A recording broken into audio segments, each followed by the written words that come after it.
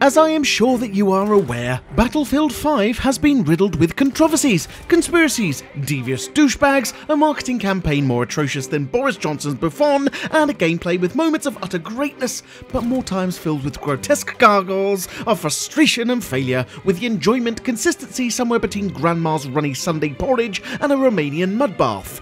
We've had 2 alphas and now a beta, and if you've been following me on Twitter or any of my videos in the last week or so, you'll know my opinion has yo-yoed more vigorously than a cheap hooker doing the rounds in Acapulco. One moment I can see the hard graft from the developers, the direction they want to take the franchise, the gunplay being some of the best in any Battlefield title, but then, like a case of undiagnosed herpes, the bad comes about with tears, awkward phone calls, and the loss of erectile function. I could sit here and talk about the good, as aforementioned. The gunplay is fantastic, I love it, and I actually really like attrition, even with the issues that I shall discuss in a moment. But I'd be doing you all a disservice. My last video was a positive romp trying to find the good, but we know what's good. We need to discuss what's not, and there is unfortunately so much. So sit back, grab your favourite tipple, squeeze the nearest nipple, or just close your eyes and listen to my dulcet tones, for this ride will be somewhat bumpy. Attrition. I love it as a premise, but in day-to-day play it just won't work. The devs have tried to implement a system that they think will work. They want us to play the game their way, but, and this is a rather big but, not unlike the squidgy cheeks of the Brazilian beach volleyball team's rumps, DICE have created a sandbox multiplayer experience. They are letting players loose, but then forcing them to play a certain way. Often people play multiplayer games alone. Schedules at work, family vacations, trips to your mistress's sex dungeons, things just get in the way. So when you force the squad play element, you'll end up pissing off a lot of people. Not everybody has the luxury of playing with a decent set of friends, and that means the times when you don't get squadded up with like-minded teammates or friends of sufficient ability and quality, the game just becomes unfun. Battlefield is a war experience like no other, but that should cater for the lone wolf snipers, the balls-deep action heroes, and the squad saviour supports and medics. Right now it just doesn't, and that means for many the game will become a chore, and they will lose interest, and fast. Next up on my hit list is the ugly UI. From the moment you log in, you're greeted with cold, sharp boxes, blue flares like something out of Close Encounters of the Third Kind. For you young guns, that's a 1977 sci-fi film reference. It's garish and unwelcoming. The menu is the same, and all in all it just feels rather uninviting. The HUD is a cluttered mess, and with the white text bleeding into the background, it's often just cluttered with information that you don't need and can't fully read or interpret.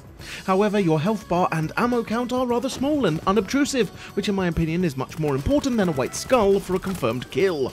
We have talked about the customization, the gender and race diversity. Although not a real issue for me, I know why lots of people don't like it. Make a World War II game authentic, then don't put female soldiers, especially of different races, into the British or German armies fighting in Europe. I might be talking right now about the small Asian recon British. End of that, as it's a polarising issue that isn't going to go away anytime soon. Sticking with the theme of customization and getting to one of my really big gripes, the meat and bones of my issues you could say, we have the guns. You can customize lots of parts of each weapon, but unlike adding a new sight where you have a bonus to accuracy at distance but a drawback to hipfire for instance, in BF5 each attachment, air quotes required, adds no value to the weapon apart from cosmetic aesthetic and perhaps a more zoomed in sight or horrendously dark glassed reflex sight. It's just awful, you can't see through it! The real upgrades come from the terribly thought out upgrade tree. Now this is where it gets interesting and infuriating, and the conspiracist within me begins to fight its way to the surface of my handsome face. Each gun has 2 main upgrade paths, and 3 final upgrade choices. None of the upgrades have any drawbacks, so only improve the weapon. Not only does this make it really unfair against players that haven't spent enough time to upgrade the weapon or play the game very much, but there is no new drawback for you to learn, or change to the weapon that you need to balance. The upgrades also cost in-game currency as well as experience. What's so bad with that, I hear you cry? It's fine! Wrong! Once you've upgraded the weapon to the max, you can't change out the stats or upgrade the paths. You have to upgrade a brand new weapon, all the time spending the same points again and experience. So a total of 4 variants, and 4 times the cost of 4 times the actual amount of time. On average, this will cost around 15,000 in-game currency. I'm not including the experience here, but it's going to be a lot. For each weapon. So for each class, that's around 60,000 of the in-game currency, if no other weapons or gadgets have skill trees of their own. With all of this work and spent currency, you can't really tailor the weapon to how you want it to play. You can choose 4 defined versions, 4 expensive and time-consuming versions. Now, how long will it take you to grind that currency? Do you think that there may be an option to speed up, air quotes required, that process? Damn right there will be. DICE EA don't have a premium pass, no DLC, but they will bleed us dry any which way they can, and I challenge you to prove me wrong. Not only do you need to use your in-game currency to buy upgrades, but you also have to use it to buy cosmetics. And I bet you the decent ones, not the gross green camo spray job everyone unlocked in the beta, are ludicrously expensive. Add in tanks, planes, and possible other weapons and gadgets, and this is a very, very long grind. If they think that this will keep people interested, then they are more dense than my great aunt Annabelle. She was a very odd woman indeed. Believe me, I could speak about each of these issues for hours, but time goes shorter than the pubic hair on my cleanly shaven testes. I could speak about the atrocious profanity filter right now, which blocks out white man, but not any other coloured man or woman. Sorry, I can't discriminate. It blocks out DLC and Nazi and spaghetti, just in case you want to insult an Italian about his mama's pasta fagioli. Yes, I know that's not spaghetti, but you try coming up with something funny about spaghetti. Honestly. This has to be some kind of terrible joke, or an agenda so messed up it makes me question life itself. Are they trying to sabotage this game from within? Do they want it to fail? It just boggles the mind. I could discuss so much more, how the levels just feel lifeless. Rotterdam is great, but it doesn't feel lived in. The rooms are empty boxes, the canals are superficial, and beneath the surface look atrocious. The contrast on Narvik is horrible, and the flow of play is yet again a boring loop. Plus, the maps feel small. Not massive all-out war. Alas, I shouldn't go on for much longer. So I wanted to round off the grotesque list of issues with the lack of content and backpedaling. Or backstepping. Backstepping, backpedaling, same thing. We were promised so much. New features, new game modes, new experiences.